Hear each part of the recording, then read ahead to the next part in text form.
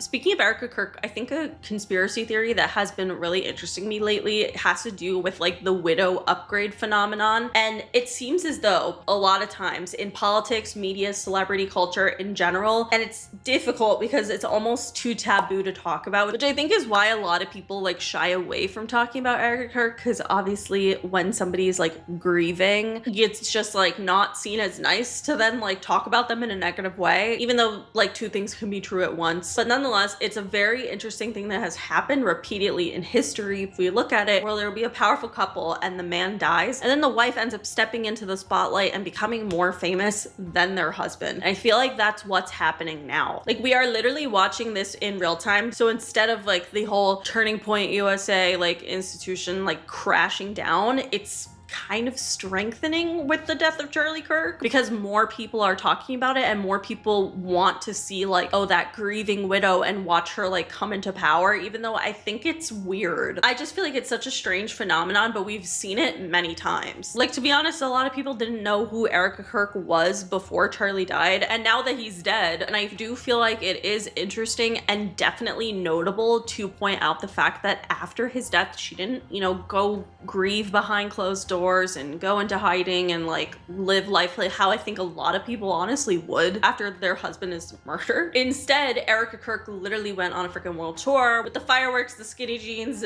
all of it, and her visibility overall just increased dramatically. So basically, the conspiracy theory is that when something like this happens, the government, the Illuminati, the elite, whoever you want to talk about, goes very in on the widow after this happens and tries to get into their head and help them reinforce a narrative that they want about Charlie's death. I forgive him because it was what Christ did and is what Charlie would do.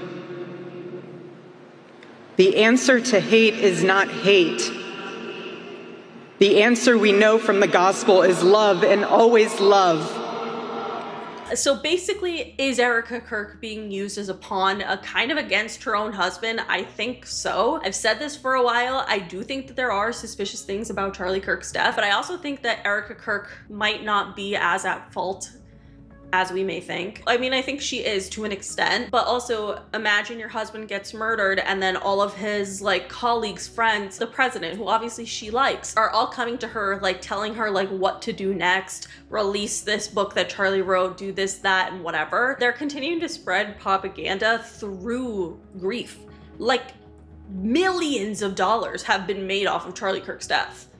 All around. And I just think it's weird. I also think people having widows be like this kind of character for this type of manipulation makes a lot of sense, because one, obviously they're vulnerable, and two, it makes a lot of people shy away from talking badly about them because her husband was just murdered. It makes people give her leverage that I don't think that she should necessarily have just because her husband died, you know? Like, I think that she still has done and said very strange things after his death, and I think that part is important. But again, a lot of people shy away from kind of focusing on that and focusing on the conspiracy theories and just listen to whatever it is she's saying, which what she keeps saying is, we love Israel. Charlie loved Israel, even though Charlie legitimately said that the Israeli government was trying to ethnically cleanse Gaza right before he died, and he literally said that he thought he was going to be killed because of his switching beliefs. I don't know, you believe what you want, but I think this concept is very interesting. We've seen it happen with JFK and Jackie Kennedy. Honestly, there's endless amounts of similar instances here. I don't know. I think it's a very interesting concept that like more people should probably be talking about, because I do think it's fucking weird. Do you not think it's weird that Erika Kirk has nonstop been spreading mostly propaganda when it comes to Charlie Kirk?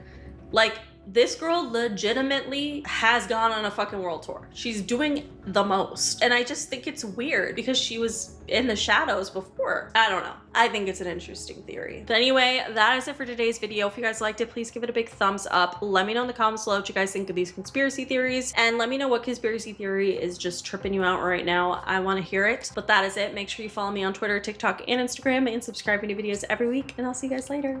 Bye.